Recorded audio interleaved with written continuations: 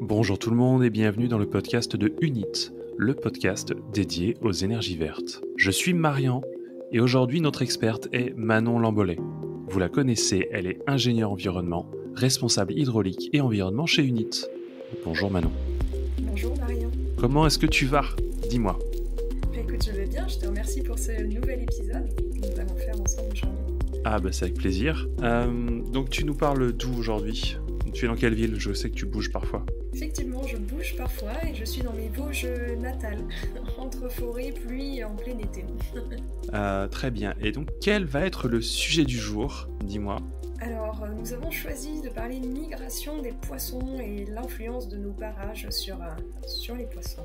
Alors moi j'ai marqué ça avec un jargon un peu plus pompeux. Comment les barrages hydroélectriques affectent la dynamique des populations de poissons migrateurs, en particulier ceux dont la survie dépend des migrations à l'intérieur des rivières et sans doute des lacs, tu me diras peut-être. Des rivières, ça me semble correct. Alors, première question. Petite question pour faire un rappel. Donc tu es experte en hydroélectricité, donc ça veut dire que tu travailles sur énormément de barrages hydroélectriques pour Unit. Quels sont les impacts écologiques de l'hydroélectricité sur l'écosystème de nos fleuves, rivières et lacs ? Principalement rivières, si j'ai bien compris. Du coup, les impacts, je les avais abordés effectivement dans un précédent podcast qu'on avait fait ensemble, que je vous invite à écouter pour ceux qui nous écoutent. Du coup, pour les résumer, j'avais fait poisson, caillou. Voilà, pour faire quelque chose d'assez ludique et condensé. Du coup, ça influence la dynamique sédimentaire, c'est-à-dire que les barrages peuvent retenir les sédiments et les empêcher de continuer leur cours dans les rivières pour aller jusqu'à la mer. Et dans un second temps, deuxième thématique. Donc ça, c'était les cailloux. Pour les cailloux, effectivement. Et pour les poissons, du coup, ça affecte les dynamiques de population aquatique ou les animaux en lien avec le milieu aquatique. Aujourd'hui, c'est vrai que on parle de migration des poissons et l'hydroélectricité a aussi une influence sur les animaux en lien avec le milieu aquatique plus largement. Parce qu'on change un tout petit peu leur maison. Des fois, on élargit un peu le terrain, des fois pas. C'est ça ? Exactement, et puis ça modifie plus ou moins les débits en certaines périodes ou dans les tronçons où nous dérivons l'eau, donc du coup il n'y a pas forcément les mêmes eaux, les mêmes accès aux berges, donc du coup les animaux qui peuvent avoir des habitats au niveau des berges ou en lien avec le milieu aquatique ou pour trouver de la nourriture dans les rivières peuvent parfois être influencés effectivement par les aménagements en fonction de leur configuration. Donc, tu nous as dit qu'il y a deux impacts potentiels. Le poisson et le caillou. Aujourd'hui, on va mettre de côté le caillou et on va parler du poisson. Quel est l'impact de ces barrages en détail pour nos amis poissons ? Dis-moi. Alors, dans les impacts potentiels, moi, je remettrai un chiffre clé général sur les populations de poissons, notamment migrateurs. Le chiffre que l'on a, c'est 76% de déclin de la population des poissons entre 1970 et 2016. Donc c'est quand même un chiffre important. Et je dirais, du coup, sur ce déclin de la population de poissons migrateurs, ce ne sont pas uniquement les barrages. En général, les grands migrateurs, ils sont vulnérables à la surpêche, au braconnage, aux pollutions chimiques, par exemple, dans nos cours d'eau. Les perturbations hormonales, c'est un peu plus discret, on a un peu moins d'informations là-dessus, mais clairement, on sait maintenant qu'il y a une influence. Les pollutions thermiques aussi, avec le réchauffement de l'eau. Et la perturbation par la pollution lumineuse, par exemple. Donc la perturbation lumineuse, c'est vraiment, maintenant on le sait, en France, il y a énormément de cours d'eau, d'espaces naturels qui sont influencés par les villes, par nos lumières artificielles. Or, la plus grande partie des migrations animales se font de nuit. Donc ça influence forcément leur processus, leur rythme biologique, et donc ils sont aussi sensibles au cycle lunaire, et donc la luminosité de la Lune. Ce qui fait que quand on a beaucoup de pollution lumineuse artificielle, ils sont moins sensibles, moins réceptifs aussi au cycle lunaire. Donc voilà, je voulais juste faire quelque chose d'assez générique sur le déclin de la population des poissons migrateurs. Il y a plein de choses. Et puis il y a aussi effectivement la fragmentation des cours d'eau par des obstacles qui sont par exemple des barrages. Donc il y en a d'autres, il y a des obstacles qui sont naturels et il y en a qui sont construits par l'homme. Donc aujourd'hui on va parler principalement construits par l'homme, donc les barrages hydroélectriques en partie. Et donc sur les conséquences, je dirais qu'il y a la conséquence sur la montaison, donc le fait que les poissons veulent remonter à travers les barrages. Et donc du coup, ils sont bloqués au niveau du barrage, ce qui entraîne une perte de diversité génétique, parce que ça sélectionne les individus qui peuvent franchir les barrages et ceux qui ne peuvent pas. Du coup, ils cherchent des endroits pour pouvoir monter, ça les retarde dans leur migration, dans leur développement, et parfois ça les empêche carrément de migrer, et ils sont morts d'épuisement, de ne pas avoir trouvé de solution pour pouvoir remonter. Et ça a aussi des conséquences sur la dévalaison, d'autre part, c'est que quand les poissons veulent descendre, le barrage lui-même est pas toujours bloquant, ça dépend de sa hauteur, mais là c'est l'usage hydroélectrique qui peut avoir une influence. Donc là, ils peuvent avoir des retards à la dévalaison parce qu'ils se retrouvent bloqués au niveau du barrage, ils trouvent pas de sortie, ils trouvent pas d'issue. Des fois ils se disent allez hop, je fais le grand saut, je saute au-dessus du barrage. Et ils peuvent du coup être blessés, voire mourir en fonction de l'atterrissage derrière le barrage. Et s'ils prennent la solution de passer dans les turbines, et du coup ils peuvent avoir également soit des blessures, soit des mortalités. Donc on a vraiment deux problématiques, j'ai envie de dire, deux impacts potentiels, c'est vraiment à la montaison et à la dévalaison, quand les poissons ont besoin de bouger et de circuler dans les cours d'eau. D'accord. Montaison, dévalaison, pour l'immigration.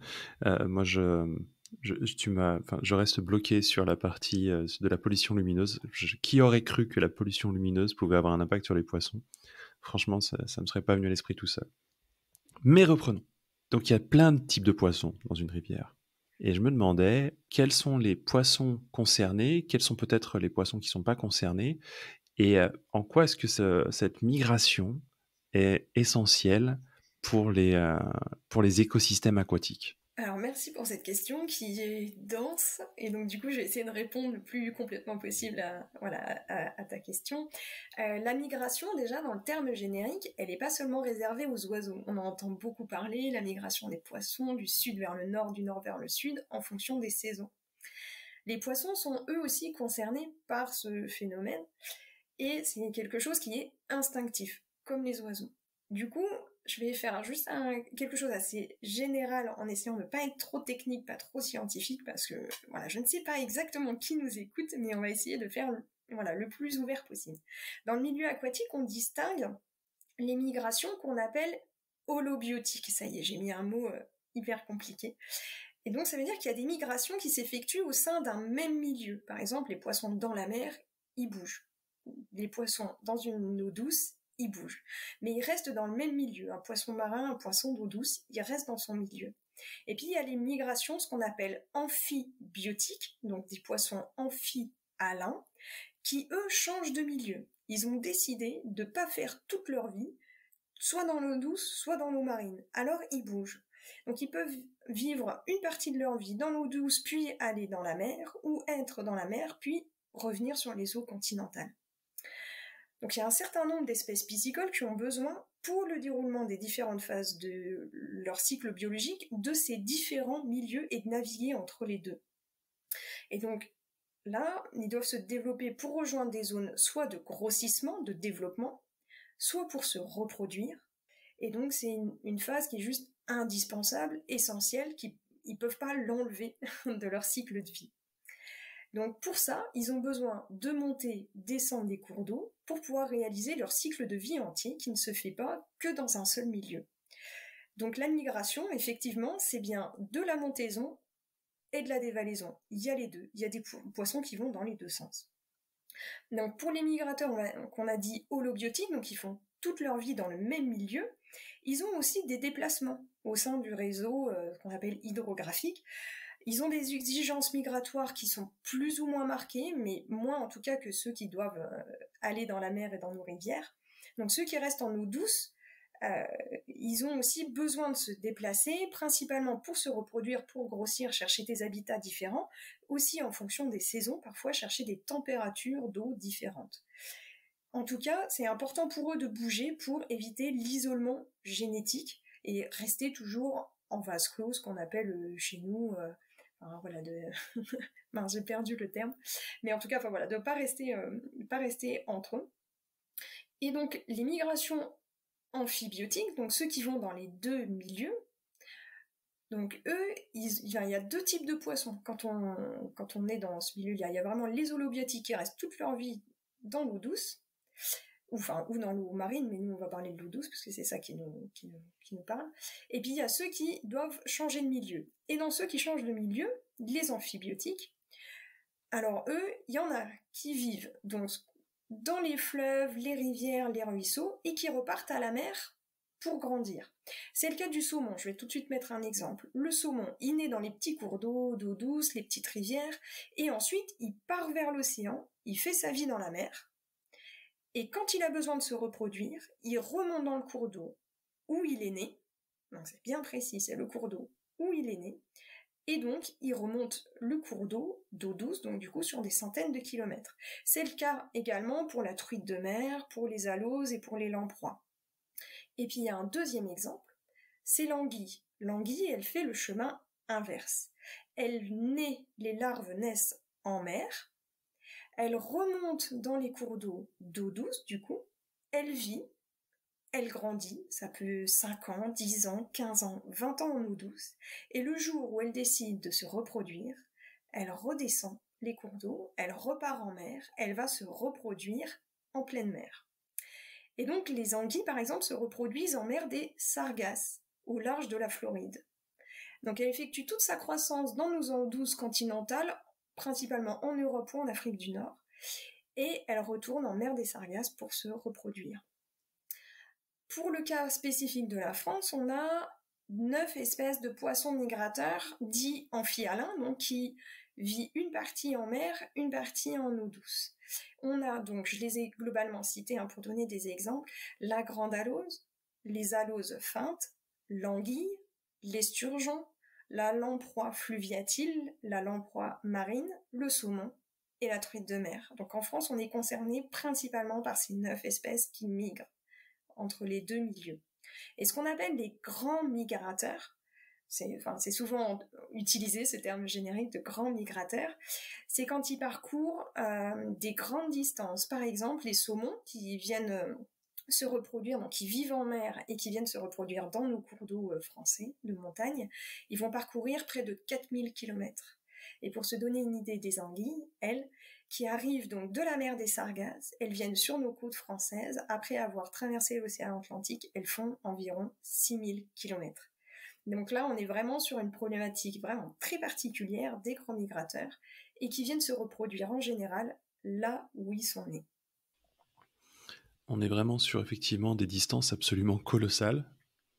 N'y connaissant rien en poisson, je ne m'y attendais pas. Tu m'as un peu surpris, on va dire. Alors, est-ce qu'il y a des périodes spécifiques pour ces poissons? Comment ça se passe? Que ce soit des poissons donc, qui changent d'environnement ou des poissons qui ne changent pas d'environnement. Tu noteras avec quelle subtilité. Je n'ai absolument pas utilisé les mots techniques pour décrire ces types de poissons, parce que j'ai un mal fou à les retenir. Mais est-ce qu'il y a des périodes spécifiques? Alors oui, effectivement, il y a des périodes spécifiques. Comme je le disais justement par rapport à la pollution lumineuse, au cycle lunaire, ils sont liés à ce fonctionnement. En fait, ils sont complètement connectés à la nature, eux, ça c'est sûr. Et donc le déclenchement de comportements migratoires résulte de causes internes et externes à l'individu. Je vais expliquer interne et externe.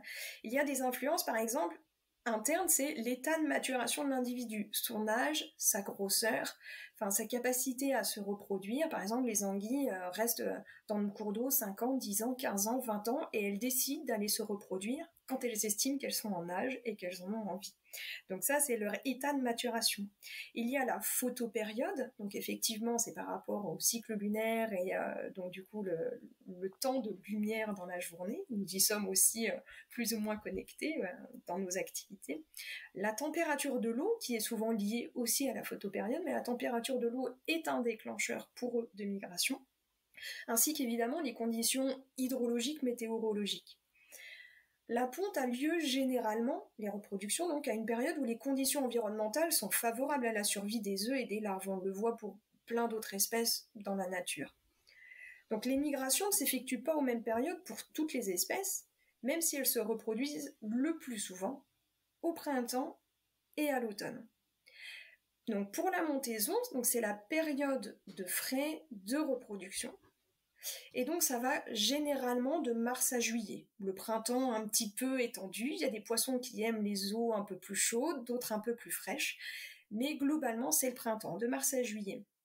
Et puis il y a une petite dérogation qui sont pour les truites et les saumons, par exemple, ce qu'on appelle les salmonidés, qui eux aiment les températures plus fraîches, les cours d'eau plus de montagne, en altitude, etc., qui se sentent vraiment très à l'aise dans des cours d'eau avec des températures plus froides. Donc c'est un petit peu avant, c'est entre l'hiver et le printemps. Donc c'est de novembre à février. Donc là on est plutôt sur la partie, voilà, un petit peu avant. Et puis pour la dévalaison, donc là, ils vont pour descendre les cours d'eau, donc dévaler les cours d'eau, ils vont attendre les débits qui vont bien. Et oui, les poissons ont aussi cette intelligence instinctive. Donc ils vont attendre des débits plus importants qui vont les aider à parcourir des kilomètres beaucoup plus facilement. Les débits importants, nous les avons. Alors, hors changement climatique évidemment, plutôt à l'automne et à l'hiver. Et c'est là, en fait, on s'est rendu compte qu'il y a des poissons qui, dès que les débits augmentent, déclenchent leur processus de dévalaison pour aller se reproduire, notamment les anguilles qui partent vers la mer pour aller se reproduire en mer de Sargasse. D'accord, donc on est sur des cycles qui peuvent être longs, genre vraiment très longs, parce que tu as quand même parlé de 14-15 ans, si j'ai bien retenu. On est sur des problématiques liées au débit de l'eau. Alors effectivement, je commence à voir de quelle manière les barrages hydroélectriques peuvent impacter l'environnement et à quel point il est important de faire des études probablement sur la durée pour ce genre de choses. Avant qu'on évoque d'ailleurs ces points-là, est-ce que tu pourrais me dire quels sont les cours d'eau qui sont concernés, si tous les cours d'eau où il y a des barrages sont concernés, est-ce que tous les barrages sont concernés? Enfin, est-ce qu'on a identifié que certains types de barrages étaient problématiques, d'autres pas, selon la taille, j'en sais rien, et selon les cours d'eau. Peut-être qu'il y a des cours d'eau où en fait on n'a pas d'espèces migrateurs. Est-ce que tu peux nous donner un peu de détails à ce niveau-là? Tout à fait, donc je réponds déjà à la question sur les cours d'eau concernés. Alors, forcément, de prime abord, tout de suite je pense aux estuaires. Les estuaires, les fleuves côtiers qui sont vraiment l'interface entre la mer et l'eau douce en parlant uniquement des grands migrateurs. Mais il y a aussi les rivières de montagne. On connaît souvent la truite farillo, celle qui a des petits points rouges sur le corps et qu'on appelle aussi un poisson indicateur justement de bonne qualité de l'eau des cours d'eau de montagne. Elle aussi, elle se déplace. Donc il y a vraiment des milieux très différents selon si c'est une espèce qui va migrer. Donc là on est plutôt, je dirais, en première entrée les fleuves côtiers qui doivent être accessibles. Et puis il y a des poissons, donc holobiotiques pour le terme scientifique, qui va rentrer, Marion. Je t'assure, à la fin du podcast, il va rentrer. Donc les poissons holobiotiques qui font toute leur vie dans le même milieu, et bah du coup les truites elles aussi se déplacent, mais plutôt sur des rivières de montagne. Donc on voit qu'il y a différentes espèces si on est dans un fleuve ou si on est dans des petites rivières de montagne. Pour autant, il y a eu un classement des cours d'eau en France réglementaire, justement pour surveiller, accompagner, améliorer justement la migration de tous ces poissons. Au niveau réglementaire, le classement des cours d'eau, je vais remettre de la référence quand même de ce qui nous structure réglementairement, c'est l'article L214-17 du Code de l'environnement, qui a abouti à une sélection de cours d'eau ou parfois simplement de tronçons de cours d'eau, pour lesquels une protection doit être ciblée et permet l'atteinte d'objectifs, ce qu'on appelle de la directive cadre sur l'eau. En fait, cette directive cadre sur l'eau permet d'atteindre le bon état des cours d'eau, que ce soit les cours d'eau de montagne ou de fleuve. Ce qui fait que ça nous a donné deux types de listes, les listes 1 et les listes 2. Et donc les listes 1, par exemple, c'est des cours d'eau qui sont des réservoirs biologiques, vraiment des lieux de reproduction, des lieux d'alimentation qu'il faut absolument protéger et qui alimentent tout le reste du cours d'eau. Donc ces réservoirs biologiques en liste 1, je fais un peu un raccourci réglementaire et biologique, mais pour qu'on puisse comprendre, les listes 1 sont des endroits où il n'y a absolument plus de possibilité de créer de nouveaux obstacles, de nouveaux infranchissables pour les poissons, que ce soit à la montaison ou à la dévalaison, qui puissent atteindre leur fonctionnement. Les listes 2, du coup, sont plus des cours d'eau où les poissons vont évoluer. C'est pas là, sont pas le réservoir biologique, mais en tout cas, ils ont besoin de ces cours d'eau, de ces tronçons de cours d'eau pour vivre, se reproduire, habiter, etc. Et donc là, on oblige du coup tous les équipements qu'il peut y avoir, différents barrages, obstacles, etc., à s'équiper pour pouvoir faire monter et descendre les poissons et gérer ce problème. Donc il y a vraiment la liste 1 qui bloque complètement en disant alors attention, là c'est un gros réservoir, on en a besoin, ça alimente tout un cours d'eau complet, tout un bassin hydrographique, et puis des listes 2 où c'est des lieux vraiment de passage où on doit pouvoir les laisser pouvoir faire du transport et de la logistique pour eux entre reproduction, habitat, etc.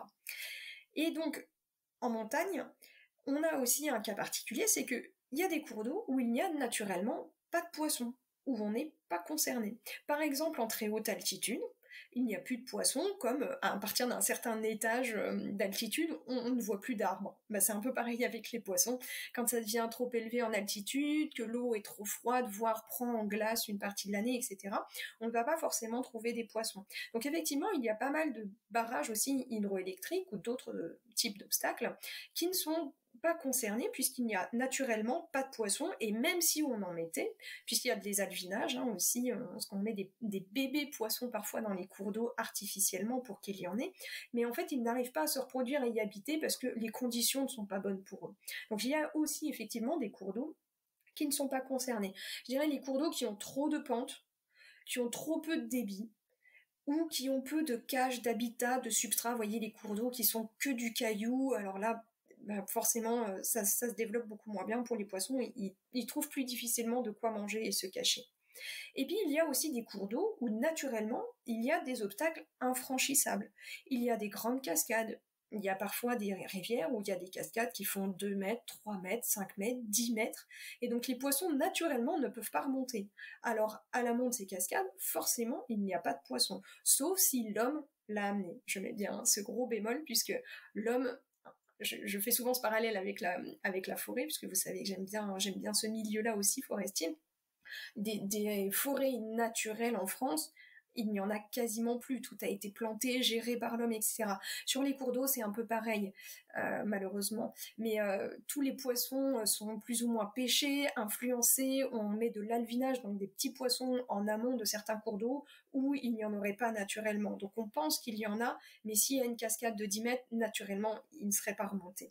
Donc voilà, donc effectivement, il y a bien des cours d'eau qui ne sont pas concernés par ces problématiques-là. Pour répondre à la deuxième partie de ta question, qui était sur les barrages, du coup, est-ce qu'ils sont tous concernés? J'ai répondu en partie. Non, effectivement, ils ne sont pas tous concernés. S'il n'y a pas de poissons migrateurs, on ne va pas en inventer. Et puis, quand j'entends migrateur, c'est grand migrateur ou petit migrateur, si je peux me permettre. Par exemple, la truite, qui reste dans l'eau douce toute sa vie. Donc, il y a des cours d'eau où il n'y en a pas. Je mettrai aussi un chiffre sur les barrages. Alors barrage, moi je vais ramener plutôt ce qu'on appelle des obstacles infranchissables. Il semblerait qu'en France, il y en ait 85 000 référencés en 2020. Donc 85 000, on peut imaginer que les cours d'eau sont très fragmentés, fractionnés, puisqu'il y en a un nombre très important. Et puis les plus anciens, ils datent parfois du Moyen-Âge, voire avant, puisqu'il y avait déjà des forges, des moulins, on dérivait l'eau. Il y a des ouvrages qui sont très anciens. Je ne suis pas sûre, c'est personnel, mais je vais mettre un peu des guillemets, mais je ne suis pas sûre que ce soit ces ouvrages qui datent du Moyen-Âge qui soient responsables du déclin des grands migrateurs de 76%, le chiffre que j'avais énoncé tout au début du podcast, de ces 30 dernières années. Donc je pense qu'il y a aussi barrage et barrage, obstacle et obstacle.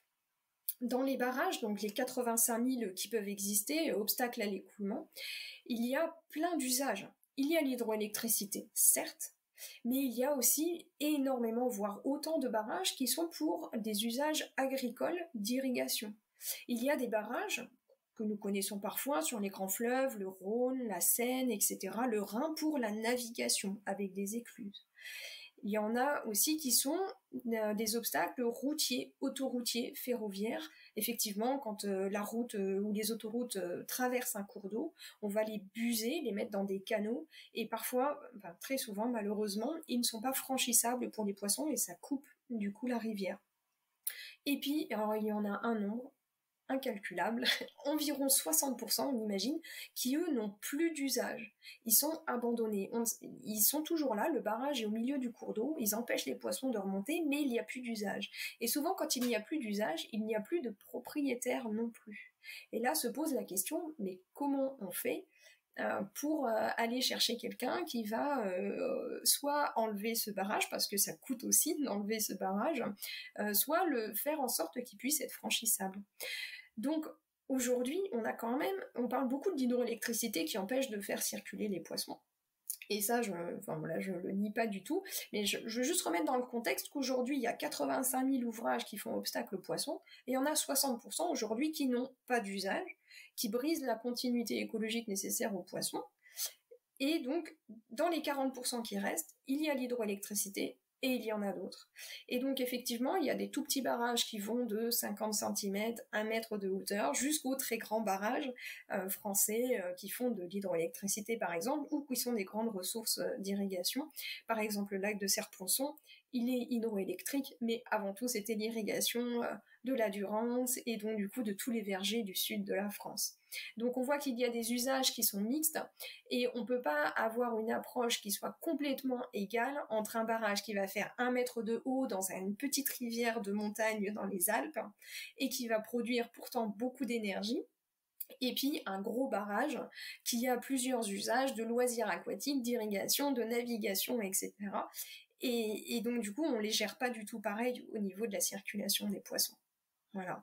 Donc c'était une grande question avec une réponse, j'espère, la plus complète possible.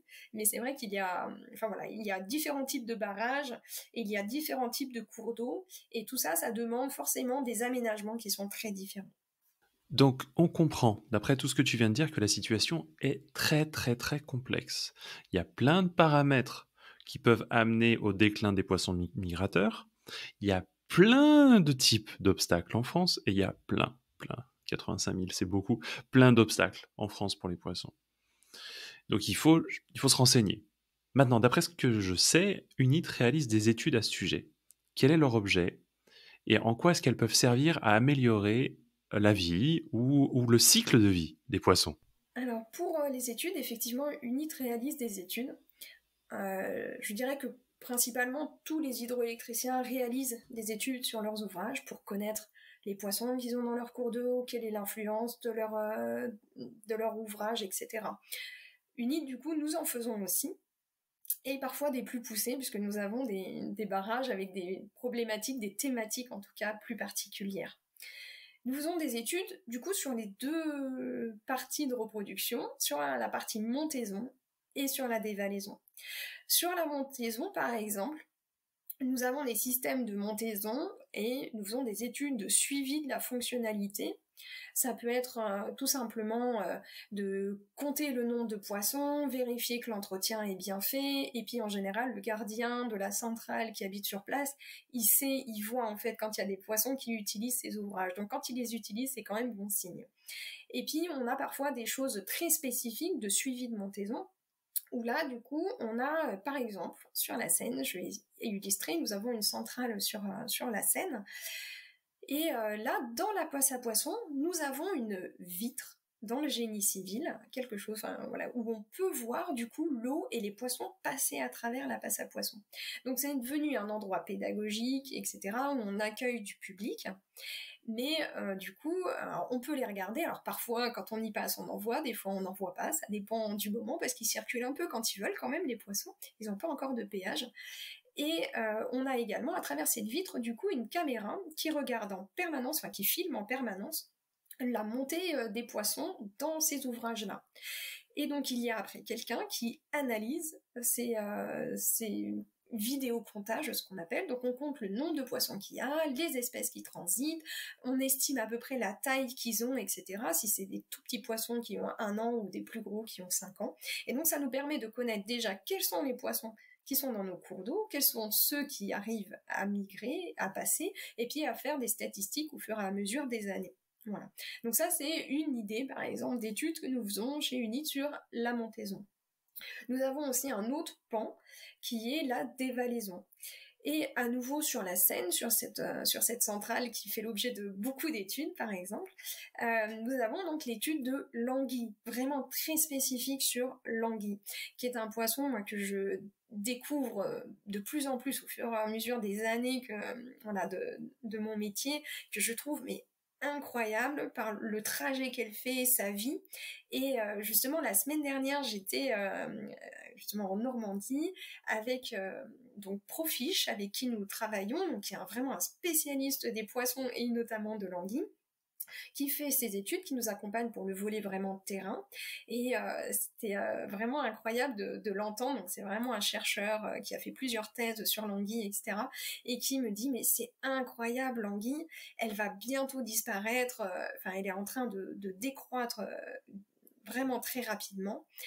Et elle a un cycle de vie qu'on ne connaît mais absolument pas. On essaye de la suivre. Le problème, c'est comme elle migre sur 6000 km pour aller jusqu'en Floride, ben en fait, on n'a rien qui nous permet de la suivre sur autant de distance. Et du coup, il me disait avec sensibilité, avec émotion, et je dirais même tristesse, me dire, mais il y a un poisson qui vit dans nos cours d'eau, qu'on connaît, qu'on mange, qu'on pêche depuis des décennies, et pour autant, on ne connaît encore pas complètement son cycle de vie, et elle risque de s'éteindre avant même qu'on ait connu son mode de reproduction vraiment complètement. Donc nous faisons des études sur l'anguille avec Profiche pour connaître justement ces systèmes de dévalaison. On avait dit que l'anguille, du coup, elle naît dans la mer des Sargasses, et elle vient donc en tant que larve, hein, un tout petit bébé, elle se laisse porter par le Gulf Stream, puisque en étant larve, elle ne sait pas bien nager, elle ne pourrait pas faire les 6000 km pour rejoindre la France. Et donc du coup, elle se laisse porter par le Gulf Stream, elle arrive sur nos fleuves côtiers, là elle a déjà un petit peu grandi, et donc c'est l'état ce qu'on appelle des civelles, donc souvent elles sont très pêchées, voire braconnées malheureusement, donc il y a beaucoup aussi d'évolution là-dessus dans nos pratiques de pêche pour que l'anguille ne puisse pas s'éteindre complètement. Et donc ces civelles, ces petites anguilles vont remonter les cours d'eau le plus haut possible, vivre, donc comme je disais tout à l'heure, 5, 10 ans, 15 ans, 20 ans, jusqu'à un jour décider de se reproduire, de dire aujourd'hui c'est le bon moment, j'y vais, je vais me reproduire, je descends un cours d'eau et je file à la mer des Sargasses, je traverse l'océan et je vais me reproduire là où je suis née. Et donc nous, on est en train d'étudier à quel moment elle décide de dévaler et de dire ça y est, je suis prête pour la reproduction et j'y vais. Et donc nos études portent plus spécifiquement comment elle fait pour franchir les barrages et nos ouvrages hydroélectriques, quels sont les débits auxquels elle décide de descendre. Je disais tout à l'heure, je fais un renvoi juste avant ce que je disais, pour dévaler, souvent les poissons, en fait, ils attendent que le débit soit important du cours d'eau et les poussent. Comme pour venir en France, elle attend le Gulf Stream qui va la pousser, autant pour descendre, elle attend que les débits des cours d'eau augmentent, elle va se laisser descendre, elle va parcourir parfois une centaine de kilomètres sur la journée, tout en se laissant descendre, en tout cas en économisant son énergie. Donc par exemple, l'anguille, quand elle arrive au niveau des barrages, on se posait la question, quel débit la déclenche? Donc ça, on est en train d'affiner quels sont les horaires aussi à quels elle descend, parce que je disais que par rapport à la pollution lumineuse, les migrations se font plutôt de nuit, c'est effectivement le cas de l'anguille. Et donc du coup, on est en train de faire des études pour voir si on diminue par exemple ou si on arrête nos turbines, est-ce qu'on protège plus l'anguille et si elle arrive à mieux descendre, à mieux trouver des exutoires pour pouvoir continuer sa migration. Donc c'est des études vraiment qui sont passionnantes, qui se font sur plusieurs années. Donc là, ça fait 3 ans maintenant qu'on étudie vraiment l'anguille spécifiquement sur la Seine et sur 3 centrales consécutives pour voir aussi l'influence de l'anguille sur plusieurs ouvrages qu'elle a à franchir, puisque je disais qu'il y a effectivement beaucoup d'obstacles dans nos cours d'eau, et donc en général, elle n'a pas qu'un seul barrage à franchir, et donc voilà, ça s'accumule un petit peu, et donc voir comment réagit une anguille. Donc voilà, moi je suis ces études avec beaucoup de passion, je découvre ça, et je trouve ça vraiment fabuleux. En tout cas, le cycle de vie de l'anguille est assez incroyable, voilà, dans les études concrètes que je pouvais citer. Je n'imaginais pas la complexité du sujet. Vraiment, c'est immense au niveau de la variété des comportements des poissons comme de la variété des obstacles qui sont sur leur trajet de migration. Merci pour ce topo. Pour ceux qui nous écoutent, là c'était un premier topo sur précisément la migration et comment ça se passe pour les poissons. 1 ou 2 topos viendront bientôt sur les solutions de montaison d'une part et de dévalaison d'autre part.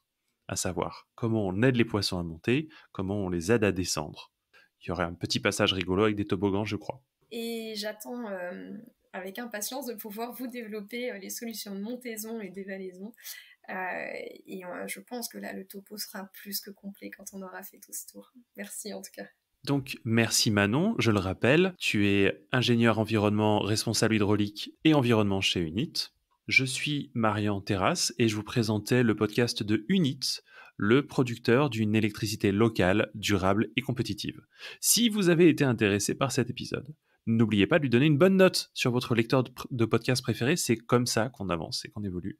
Chaque année, Unit recherche, conçoit et construit de nouvelles centrales hydroélectriques en France.